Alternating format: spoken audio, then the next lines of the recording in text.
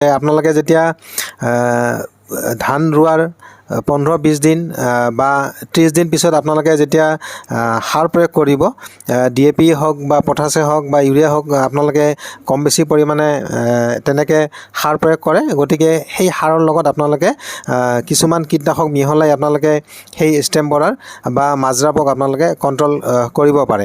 তো কৃষক বন্ধুসকল, প্ৰথমতে মই আপোনালোকক কওঁ যে আপোনালোকে মাটিত কি কি কীটনাশক ব্যৱহাৰ কৰি এই মাজৰা পোক আপোনালোকে 100% আপোনালোকে দমন কৰিব পাৰিব বা কণ্ট্ৰল কৰিব পাৰিব।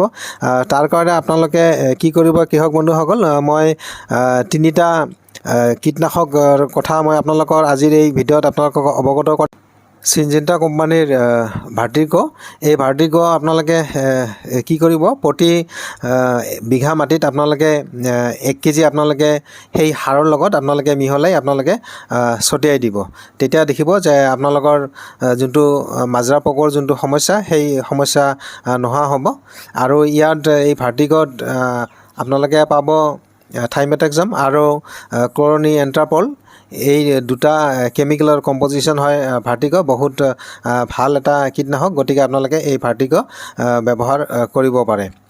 আৰু দ্বিতীয়টো হৈছে কৃষক বন্ধুসকল, আদামা কোম্পানীৰ বেৰজ। এই বেৰজত আপোনালোকে ইমামেক্টিন বেনজয়েট আৰু কাৰ্টাপ হাইড্ৰক্লৰাইড পাব।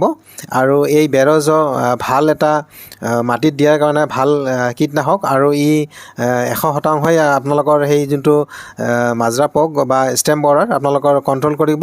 গতিকে সেই বেৰজো আপোনালোকে সাৰৰ লগত মিহলাই আপোনালোকে ছটিয়াই দিব পাৰে।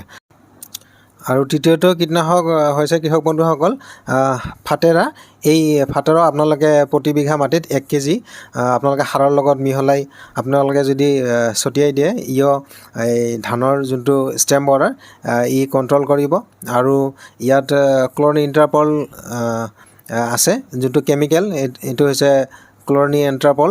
আৰু এই ক্লৰনিএন্ট্ৰাপলো ভাল এটা কেমিকেল, গতিকে সেই মাজৰা পোকা দমনৰ ক্ষেত্ৰত ভাল এটা ৰিজাল্ট আপোনালোকক দিবলৈ সক্ষম হ'ব। আৰু কৃষক বন্ধুসকল, পৰৱৰ্তীত আহিছোঁ মই যোনটো আপোনালোকে স্প্ৰে কৰিব, হয়তো আপোনালোকে মাটিত দিয়া নাই বা মাটিত দিয়াৰ টাইম পোৱা নাই বা আপোনালোকে টাইমটো অভাৰ হৈ গৈছে। গতিকে আপোনালোকে সেইখিনি সময়ত আপোনালোকে স্প্ৰে কৰিব লাগিব। আৰু স্প্ৰে কৰাৰ কাৰণে আপোনালোকে কেইটামান কীটনাশক ল'ব পাৰে। আৰু এই যি কীটনাশক কেইটাৰ কথা মই আপোনালোকক অৱগত কৰিম, সেই কীটনাশক কেইটাও ভাল মাজৰা পোকা দমনৰ ক্ষেত্ৰত ভাল ৰিজাল্ট, গতিকে আপোনালোকে এইবিলাকো স্প্ৰে কৰে। এতিয়া প্ৰথম হৈছে কৃষক বন্ধুসকল, আমাৰ সকলোৰে পৰিচিত এটা